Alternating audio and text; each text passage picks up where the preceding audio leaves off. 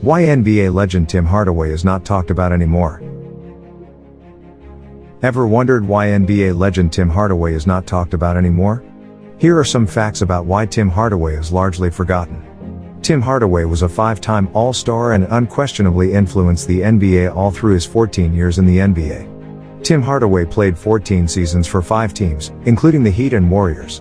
He averaged 17.7 points, 8.2 assists, and 3.3 rebounds in 867 regular season games. Hardaway played college basketball for the UTEP Miners under head coach Don Haskins, a future member of the Naismith Memorial Basketball Hall of Fame. Hardaway was twice named MVP of El Paso's Sun Bowl Invitational Tournament, in 1987 and 1988. He played on teams that went to the NCAA tournaments in 1988 and 1989. He won the Francis Pomeroy Naismith Award in 1989 as the best college player in the nation 6 feet, 1.83 meters, tall or under. While playing for the Miners, Hardaway developed his crossover dribble move that was called the UTEP two-step. Hardaway was selected as the 14th overall pick of the 1989 NBA draft by the Golden State Warriors. In his rookie season, Hardaway wore number 5 on his jersey, as Manute Bol wore Hardaway's 10. After Bol left the Warriors, Hardaway acquired the number. Hardaway, Mitch Richmond, and Chris Mullin formed a trio known as Run TMC. As a Warrior, Hardaway made the NBA All-Star Game 3 straight years, and a knee injury kept him out of the entire 1993-94 season. He reached 5,000 points and 2,500 assists faster than any other NBA player except Oscar Robertson. Hardaway played for the Warriors until the middle of 1995-96 season when he was traded to the Miami Heat along with Chris Gatling in exchange for Kevin Willis and Bimbo Coles. Hardaway was traded and was part of the nucleus of the Miami Heat, where he would be part of the legendary first and foremost periods of the organization's foundation, where he was joined with Alonzo Mourning. His value dove quickly on the tail end of his time with the Heat. In 2001, Hardaway was traded to Dallas, where he played 54 games and started 2, and a short time later he was traded to Denver, where he played and started in 14 games. Following the 2001 season, and with his skills declining with age, Hardaway was traded to the Dallas Mavericks on August 22, 2001, for a second-round draft pick. He was at one time Miami's all-time leader in assists. With Dallas, Hardaway was mainly utilized off the bench, starting only 2 games out of 54 and averaging almost 10 points a game. In the middle of the season, he was traded to the Denver Nuggets in exchange for point guard Nick Van Exel. With the Nuggets, he started all 14 games he played with them before retiring.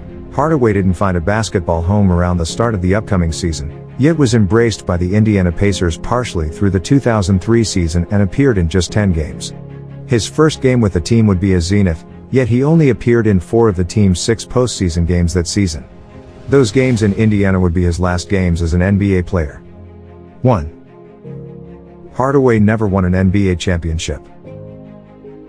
Tim Hardaway is one of the best players to never win the championship. But how good was Tim Hardaway? For starters, he was the second fastest player in NBA history to record 5,000 points and 2,500 assists. The other guy is some dude named Oscar Robertson. In other words, Tim Hardaway was pretty damn good. Tim Hardaway is considered by many to be one of the greatest point guards in NBA history. He entered the league as a nearly unstoppable scoring machine. He averaged over 20 points in 5 different seasons and even averaged a double-double for the season 4 times over the years. Due to his crossover dribble, Tim was nearly impossible for defenders to stop on a drive. He knew when to score and when to pass the ball. Armed with his killer crossover, Hardaway left opponents in the dust as he found ways to score and pass the ball to the open man time and time again. One of the reasons why he never won the championship is Michael Jordan. This is typically one of the more overlooked cases in terms of players who lost to Jordan. Tim Hardaway wasn't someone who found himself on the opposite side of court often in big games, but there was one year that stood out in a major way. The 1996-1997 season saw Hardaway's Miami Heat lead the Eastern Conference with a 61-21 record. They were supposed to be the biggest threats to the Bulls. However, Chicago knocked them out in 5 games in the conference finals. 2. Hardaway's comments on the LGBT community. Having grown up in the early 1980s on the south side of Chicago, conversations about different sexualities were taboo. And then playing in the masculine environment of the NBA didn't leave much time for enlightenment. But just as he dove headfirst into his love of the game and even in his coaching career, he took the same approach following his hurtful words. Tim himself believed that his comments on gay community back in 2007 made it impossible for him to be a part of the Basketball Hall of Fame.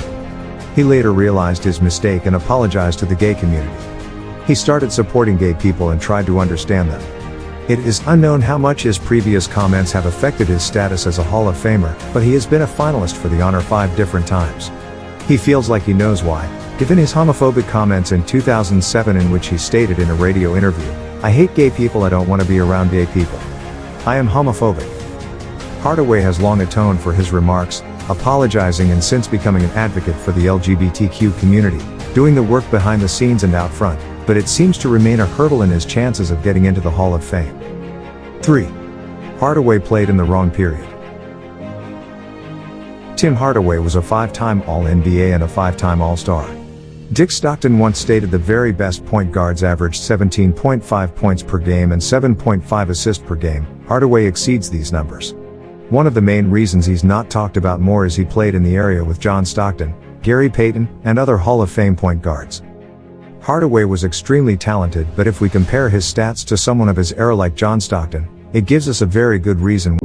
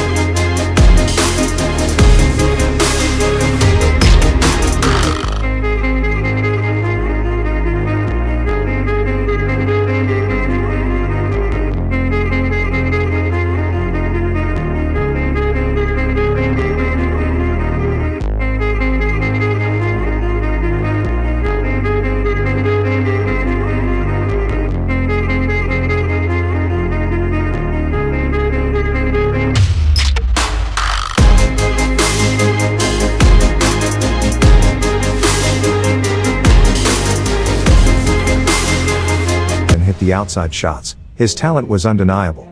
His influenced players such as Allen Iverson, Stephon Marbury, Kyrie Irving, Steph Curry, etc., just to name a few. Even though he's not in the Hall of Fame yet, we should not forget just how great Hardaway was. He was much more than just a killer crossover, he was one of the best point guards of his generation. He stands right next to John Stockton, Kenny Anderson, Magic Johnson, Mark Price of his generation. Hardaway has worked for various networks such as the NBA Network as a basketball analyst. Currently he enjoys watching his son, Tim Hardaway Jr., who plays for the Dallas Mavericks, where he is the starting shooting guard. Thank you for watching. Don't forget to subscribe down below. Until next time.